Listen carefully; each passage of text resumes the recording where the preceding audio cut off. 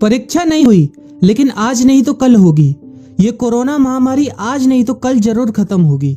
School colleges कभी ना खुलें, ऐसा नहीं होगा। अभ्यास करते रहोगे तो कोई पछतावा नहीं होगा। कोरोना महामारी के चलते इस समय स्कूल और कॉलेजेस बंद पड़े हैं, जिसके चलते विद्यार्थियों में पढ़ाई के प्रति लापरवाही देखी जा रही है।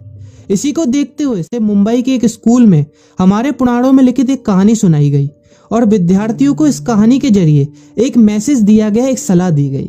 कहानी ये थी कि एक बार भगवान इंद्र किसानों से नाराज हो गए और उन्होंने घोषणा कर दी कि 12 साल तक बारिश नहीं होगी, आप फसलों को नहीं उगा पाएंगे।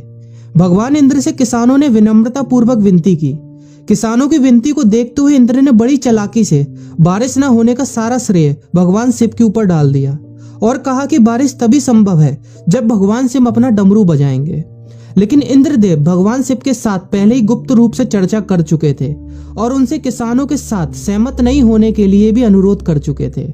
जब किसान भगवान शिव के पास बारिश के लिए विनती करने के लिए गए तो उन्होंने भी कह दिया कि बारिश तभी होगी जब मैं 12 साल बाद अपना डमरू बजाऊंगा। निराश होकर वापस लौटते किसानों ने 12 साल तक इंतजार करने का फैसला किया। लेकिन उनमें से एक किसान वापस लौटकर नियमित रूप से अपना काम कर रहा था, खेती कर रहा था, यहाँ तक कि बीज भी बो रहा था।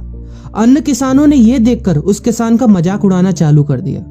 कुछ किसानों ने उससे पूछा भी कि आप अपना समय और ऊर्जा क्यों बर्बाद कर रहे हैं, जबकि आप जानते हैं कि 12 साल तक बारिश नहीं होने वाली। उस किसान ने जवाब दिया कि मुझे पता है कि बारिश के बिना मेरी फसल नहीं आएगी, लेकिन मैं ये सब केवल अभ्यास के रूप में कर रहा हूँ। 12 साल बाद मैं फसलों को उगाने और खेतों में काम करने की प्रतिक्रिया को भूल जाऊंगा। शरीर की काम करने की आदत छूट जाएगी और शरीर आलस का शिकार हो जाएगा।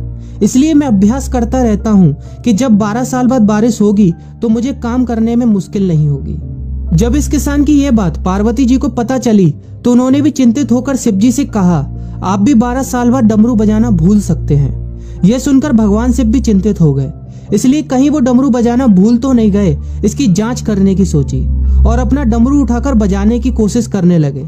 कोशिश करते हुए जैसे ही डमरू से आवाज आई वैसी बारिश होने लगी और जो किसान नियमित रूप से अपना काम कर रहा था उस किसान का खेत फसलों से हरा भरा हो गया। लेकिन बाकी सभी बारिश का इंतजार करते किसानों को पछतावा हुआ, क्योंकि उन्होंने अभ्यास करना भी छोड़ दिया था। इसी तरह 2 सप्ताह बाद, 2 महीने बाद या 2 साल बाद लॉकडाउन समाप्त हो जाएगा।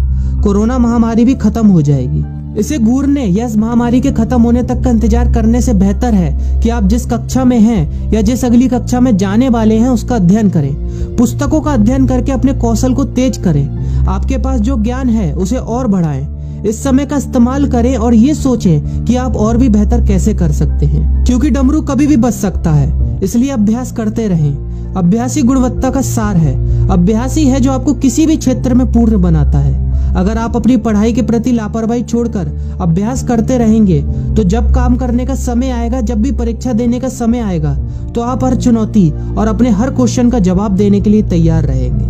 अपना ध्यान रखें और अपनों का ख्याल रखें, क्योंकि कोरोना भी गया नहीं है। घर पर ही रहने की कोशिश करें ताकि आप भी और अन्य भी सुरक्षित रहें और नियमित रूप से अभ्यास करते रहें, क्योंकि डमरू कभी भी बच सकता है।